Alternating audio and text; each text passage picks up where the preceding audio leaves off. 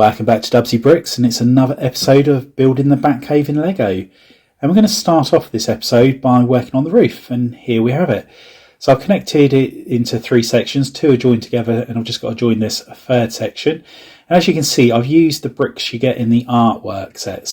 However, they've got an indentation along there, which is lower than the brick size. So you've got a 4x4 area and the edges, and that's all you can make contact with brick-wise. And as you can see, on the BatCave, we've got a 4 wide area. So only the back edge there, 1 brick, will be in contact with the roof. So what we need to do is plate it all out. Now, what I was going to do was use the 8x8 plates. As you can see, it fits in there nicely. However, it's not really strengthening the roof. So what I'm going to use is the 16x16. So as you can see, it connects 4 plates together. And then all I do is surround it by other plates. So I need to order another 27 of these off of lego.com to go with the ones that I've already got. So what I'm going to do now is just place this on top of the BatCave so you can see what it's starting to look like. And there are a couple of problems we have with that. So as you can see, resting on there is quite a bit of sag in the middle there. And it's obviously where it's not supported. But I'm sure once we've connected the end to it and put the plates on the top and strengthen it out, that will prevent it from sagging as much as it has. There's no support in the centre section there. So the patchwork quilt is completed, and what we've got here is under the majority of this is the plates that you use in the Lego art sets. However, in the centre it was using just normal Technic bricks, and they're 1 plate thinner. So there's a layer of plate on top of the Technic bricks to bring up level with the art bricks, and then I've gone over the top with a layer of plate to help strengthen it. There's 3. There's 1 there, 1 there, 1 just there, and they're Technic plates. So I don't know if you can see there's a hole in the centre, and what I'm going to do is I'm going to feed a light through there on each of those to help illuminate the cave, and I've left that channel free along there so the cables can go along without getting damaged. Now the next thing to do, I'm going to put a layer of the light blue grey plate all over the top and make sure it's different so it doesn't join on exactly the same place to help strengthen it once more. So here is the top section all placed off on the top with the light blue grey. Just need to wait for about 26 of these to arrive from lego.com, and then we can place them underneath in here. And as you can see, it's very dark in here, so we do need to put a lot of lights in to brighten it up. The holes on the back there, obviously you won't see because it's all going to be plated up, so that's not a problem at all. I think what we need to do is start planning what we're going to be putting actually on the top of here. Obviously we're going to have Wayne Manor, a carport, the graves of his parents, a couple of trees and things like that, and obviously the driveway coming out. So, but yeah, it'd be good to start planning what we're going to actually be having on here. And I'm just in the middle of doing the new suit chambers, and it is proving to be quite the challenge. I basically need to get this attached to the wall just here, but I also need to have that placed on there like so, and I also need to have these going underneath that part, and trying to get all 3 of those in one go is proving to be quite the challenge, but we're getting there slowly but surely. So I come up with a design which I'm just going to do on this side. I have already built the template for the one over there as well. So the idea is to put it in place, see what it looks like, and see if it's an improvement. The idea is need to make sure this hole is not covered over, because there's going to be a light coming through there, and I want the light to illuminate the chamber below it. So yeah, let's get back to building and see what it looks like. And here we have version number 2 of the suit room. So I've put doors on those so I can easily close them once I put the minifigures in there, and I am happier with the look of those than the ones on the left there. So I think what we need to do now is just make another set of those, put them over there, and then that's that done. So let's get to it.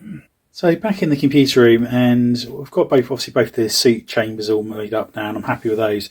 However, getting this doorway and the stairs sorted is just proving to be a complete nightmare. Just nothing looks right how I'm doing it. So I'm contemplating taking a bit of the rock work out here and making it a little bit more sort of like a bigger entrance coming in, and some steps actually come down, and possibly do some rock effect steps coming down into that room.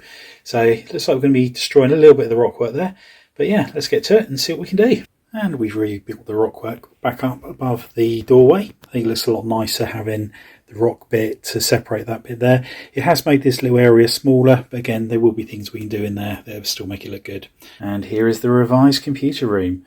Still got to work on the computer terminal, but the suit chambers, they're all finished now, and then the entrance to the lift is there as well. And as you can see, there is a Technic brick just there, which we're going to put a coloured stud on, and then that will, once we put the lights in from the back, that will then illuminate the room and whatever colour we go for on there. And over here we've got the refuelling rig and a couple of pallets just gone there. I don't want to put too much on there, just purely because of the it's already quite a small platform as it is. So once the bat wing's on there, we want to be able to still, for it not to look cluttered basically. And I finally created a refuelling rig for the Batwing. So it's taken up a 6x4 plate, and it's going to tuck in the corner of the BatCave, and just use some whips and things like that to do the cables and put the refuelling sort of like nozzle on the end there. So yeah, pretty pleased how it come out. It took absolutely ages to try and do something exactly how I wanted it, and that just goes in the corner back there. So yeah, pleased how that looks. And as you can see, we've got a couple of other little details in there as well. And here we have the refueler for the Batmobile. So it's right next to the turntable. It's got the control panel on there, so you can do whatever you need to do with that. And then there's the refueling hose, which you can just pop off the clip there to refuel the Batmobile. So yeah, just a couple of little details for what we'd add to the cave. We pan out. It's the red does give it a little bit of colour, which is quite nice. We're going to work our way around to the side here and get all of this all finished up and looking a lot better. Once I've got the roof on, I am going to put some sort of like shrubs and things like that, and branches and whatnot, and trees into it some form. So it'll make it change again later on, but let's just get it looking tidy to start with. So yeah, let's get to it. And there we have the rockwork all done along the edge. I haven't done right in the back of the archway just yet. I'm going to wait till I've pulled the whole mock out from the wall, so I can get it's a lot easier to get from that side. So when I plug all the lights in, I'll just finish that little bit off there. Here's a final look at what we've achieved this week. As you can see, we've got the two fueling canisters there, one to refuel the Batwing and one for the Batmobile. And we've also redone the sort of like the suits and the entrance, which is from what will be classed as the lift from Wayne Manor going across. I put these red studs in along the wall. There will be light shining through from there, and I'm hoping that's going to give it a little bit of a glow. And we've also put some weapons in the weapon room there. So yeah, it's all coming on quite nicely. We have done the roof as I showed you earlier. However, it's we still got to wait for the grey plates to arrive, so we can sort of like get that all, so we can push it down in place and keep it there. Once it's on there, that'll be it, job done.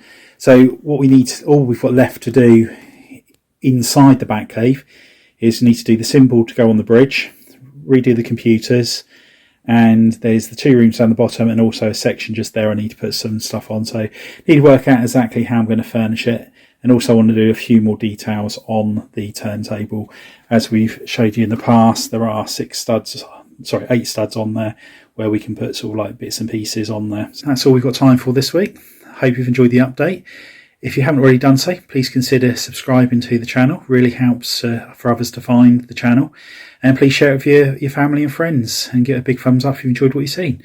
So thanks for popping on by. I'll see you next time. Bye for now.